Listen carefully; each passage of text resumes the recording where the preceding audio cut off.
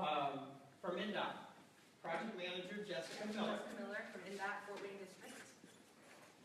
Luke Krieger, System Assessment Manager from Fort Wayne. Nicole Thomas, Media Relations Director. Who? Media Relations Director. Nicole Thomas. Okay. We're out of order, sorry. I'm Greg Wendling with USI. We've been hired by NDOT to help with the reconstruction of the highway. Also with USI's Ben Beer in the back. We do have several LaGrange County officials. I'll mention them. Larry Miller, Commissioner. Terry Martin, Commissioner. Sarah Farlow, County Engineer. Randy Van Wagner, thank you, with the Highway Department, and Rex, the surveyor, Rex Pranger. So, thank you everybody for coming out tonight. Like I said, I don't want to take too much time with the presentation. That way we can have some general comments and also individual questions. But I will tell you a little bit about the project. Sign-in sheets in the back. Hopefully everybody signed in, and I had 40 printouts of kind of a project overview, so there's plenty left. But anyhow, that gives you an idea of the project limits, which we'll talk about here in just a second. Our project starts at State Road 9.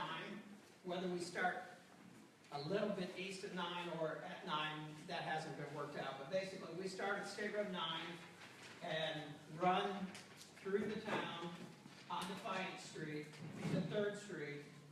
And then 3rd Street from Defiance to Wayne, and then we take Wayne Street out past 1st Street. The intent, or the purpose of the project is to address some of the following items.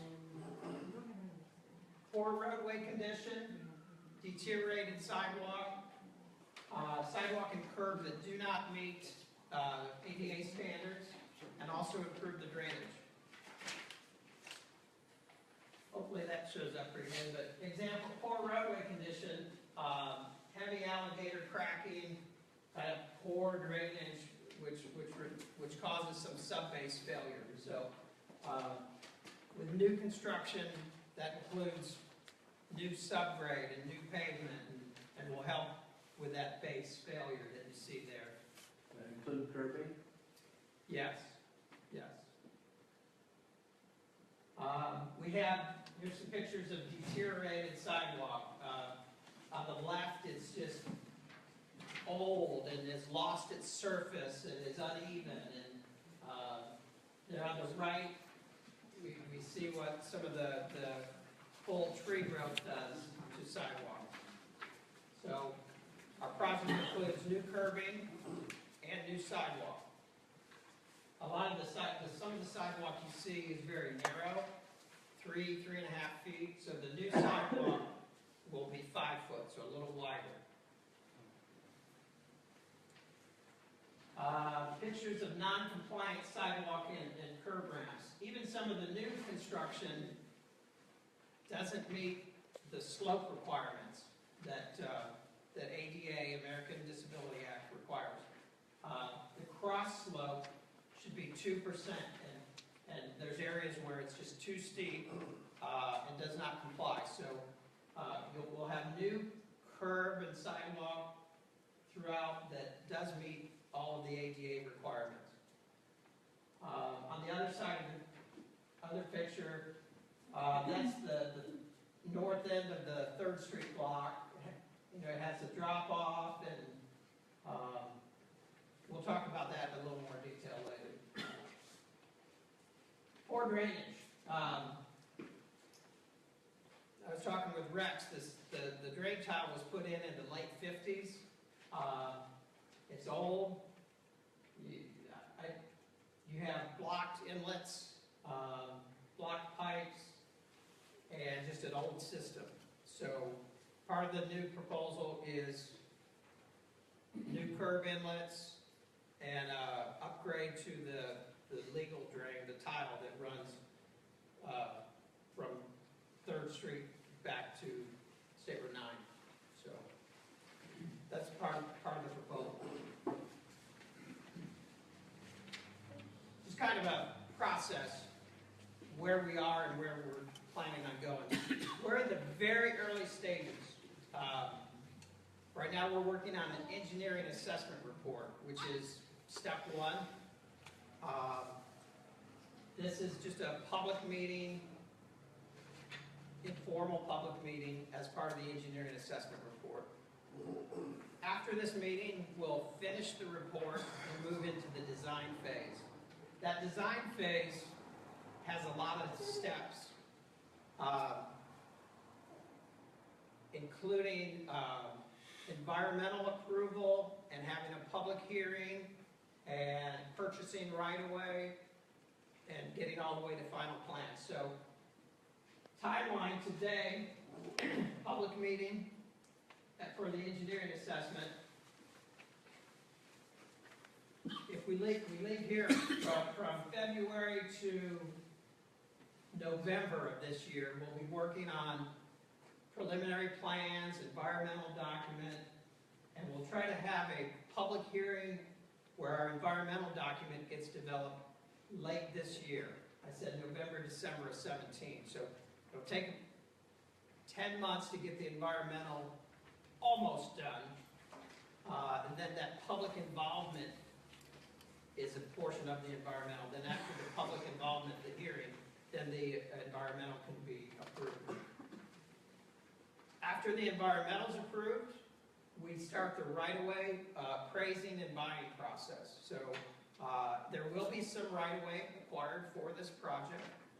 Not from everywhere, but certainly some parcels. So that process will start in 2018. And our goal is to get to 2019 construction. So it takes a long time to develop a road project that involves environmental and right-of-way. But our plan is to get it to bid early in 2019 for a full 2019 construction season. That's the schedule we have right now.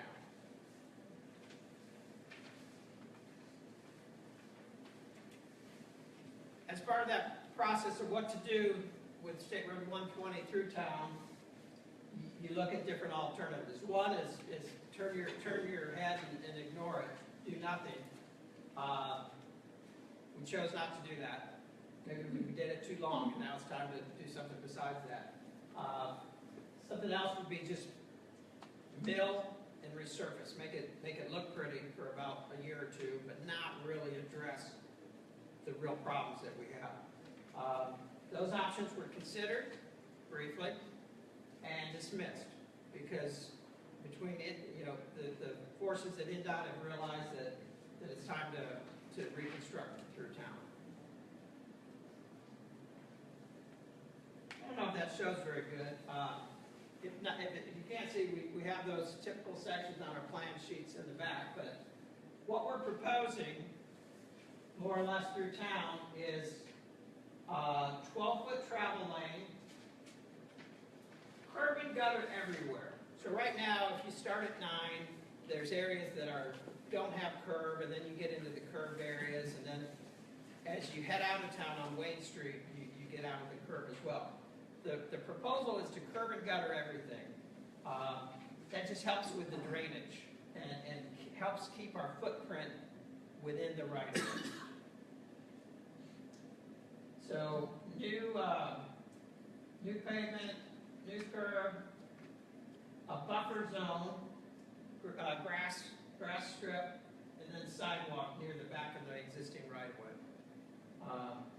That's kind of how we start at State Road 9 and then head east. As we get towards 6th Street, I think, then we start getting into some parking. And we're going to maintain that 8-foot parking area, but also make sure we have new curb and gutter throughout. This particular section is on 3rd Street, where we have a bigger drop-off. And there are details of back there. These are, the next few slides are the plan sheets, and I'll just kind of step through them and maybe make a few highlights on each sheet. So here's State Route 9, and the first, 500 feet or so, gets us to just past where 8th Street would be.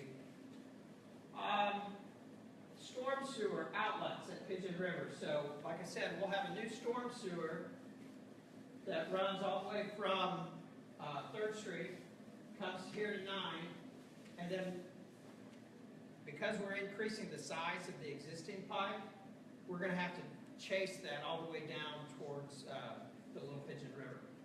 So our construction will actually go another 1,000 feet here, but it'll just be a storm sewer outlet.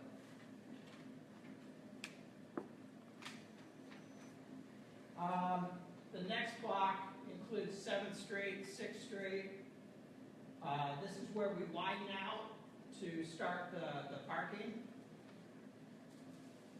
And I do mention, and I guess I mentioned it on the next slide, is one of maybe the more controversial items I'll mention today is the need to replace the sidewalk and widen the sidewalk from 3 feet to 5 feet is going to impact a lot of the bigger established trees. So I didn't want to hide that from anybody. You know, in new construction and putting in a sidewalk that we want to last for 50, 60 years, those big trees and their root systems have to go. With that, there would be replanting of smaller trees, ornamental trees that have a better root system for being in that area, in that buffer area. So hopefully nobody throws anything at me, but you know, certainly voice your concerns, but it really is something that is pretty close to has to be that way, just because of we want to have a sidewalk that lasts. So now we're still on Defiance Street, coming in towards the downtown area. Here's the bank and the park, post office. Maybe I just passed the post office. So again, we're providing the parking. I will mention now that all the parking proposed for this corridor is parallel parking. So what you have now is some parallel, some not parallel. Angled, thank you. Cold blank. Some angled parking, some parallel parking, and the proposal is to put back all parallel parking, which does lose a few spots, but I'm going to turn to the next slide and kind of tell you why that is where we're heading and how that helps.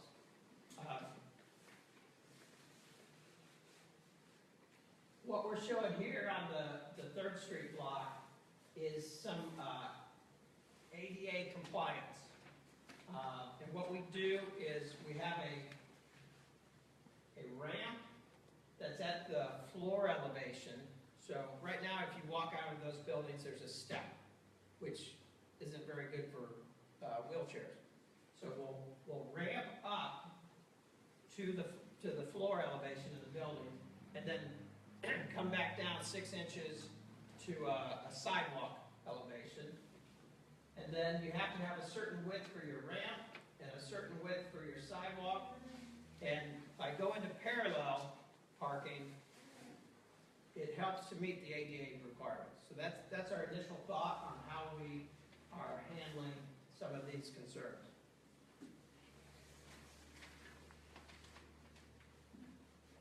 Not a whole lot to say about the park property. We are reconstructing the curb, the sidewalk.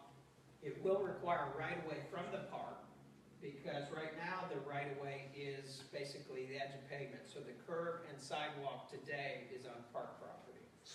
So that'll kind of muddy up our environmental process, but it's a process we're planning on going through.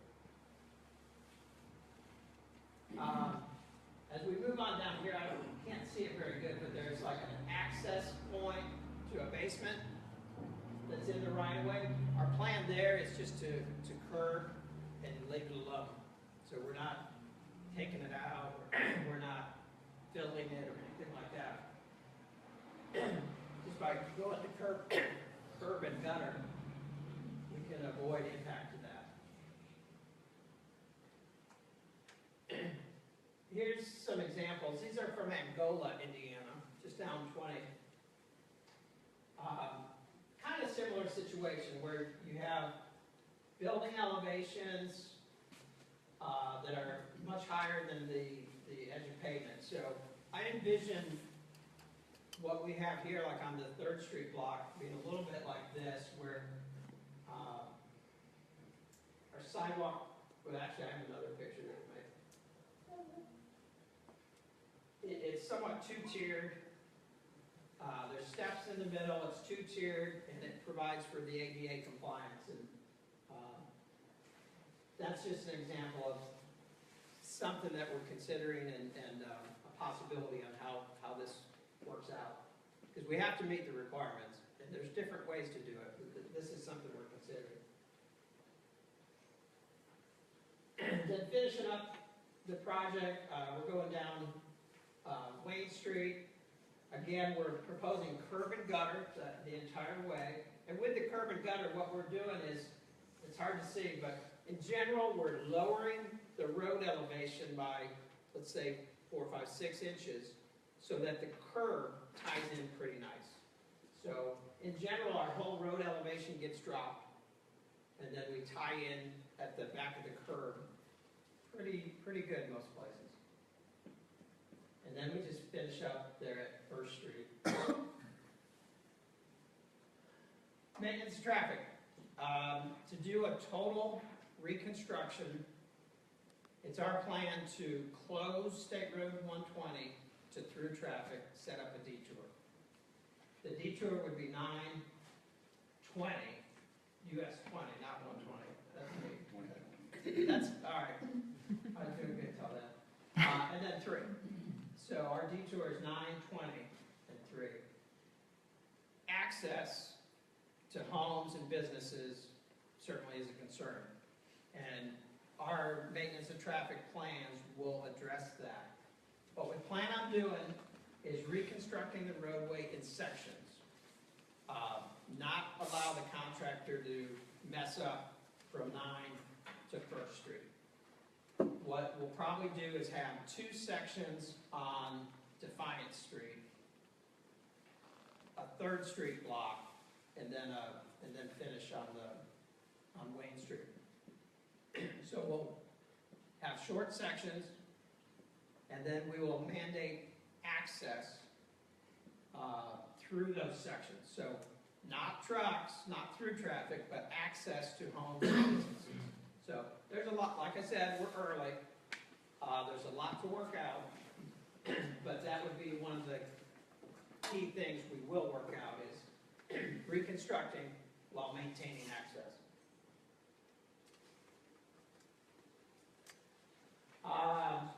I mentioned briefly some of the environmental concerns. We'll have an environmental process that probably takes a year, 10 months to get to hearing, and then a couple months from hearing. Historic concerns. There's a whole historic district, and so there's extra coordination required to meet their requirements so that we're not disrupting. Park. Taking right away from parks is usually frowned on, and the process to do that when we impact a park is called 4M. It takes some time and money and all that to go through, but we're not. Yes, sir. Question, we have that up. When you take the right away from the park, you're gonna take down 6 ornamental cement, about 70-year-old streetlights. Will you be able to save those, or are you gonna replace those? I don't know if they're going to be impacted. So let me go back to right now, the right-of-way for the park is right there at the curb line. So, yes, we need to take a right-of-way to build the curb and the sidewalk. But, and so you're talking like that, There's 6 of those. There's that are 6 of gonna those. be In the way. they may not be in the way, because I'm not planning on moving the back of that sidewalk at all. Okay. It just takes, because of the situation where the right-of-way is in front of the curb, I have to buy right-of-way from the park property just to put back what's there. That's all the way around the park? It's on this, 3rd Street side, and it's a little different on the Defiance Street side. You're on the defense, no, No, Okay, Well, that's 3rd That's Street. Third Street, right. So you can kind of see it here where this curb line lines up with the building face. So that's the right-of-way we have, and that's why we need right-of-way right at the back of that sidewalk, which may or may not impact that. And I'm hoping the answer is not impact that. What are the width of those sidewalks along the park, and what are the width that you're planning on having them be? The proposed width, when a sidewalk is next to a curb, would be 6 foot. If we have a grass strip buffer, we'll put in 5 foot, and then when we're adjacent to the curb, we want to put back 6. As far as the exact width of the existing one, I don't know. It's not 6 foot. I don't think so. No, You're gonna be in the light. that we could, We're gonna go from the back of sidewalk up, so if we add Yeah. more, we're gonna add it towards the street. Yeah. And we're gonna try not to disrupt anything behind that sidewalk that's currently there. And if those lights have to be touched in any way, they will be, you know, Saved and reset. yeah, saved and reset. just kind of going over some of the project costs. Right now, preliminary road construction costs are at $2.1 million. Design efforts, which include survey, environmental, design, right-of-way. Those are 300. Utility and railroad cost, well, there's no railroad. So utility costs, we show 100,000. Those are fairly unknown at this point. But I don't anticipate huge utility relocation costs that are part of this project. Right-of-way purchases, again, those are not very well known today because you have to go through the appraising process and all that to get that a little better. But for the most part, we're not having huge right-of-way impacts. And then inspection. So we have an overall project cost of right around $3 million. You add those up. And that really brings me to the end. And I want to turn it over to you guys for general comments, general concerns. I don't promise to have all the answers, but I certainly can take some notes and we can try to incorporate and consider what we hear tonight. So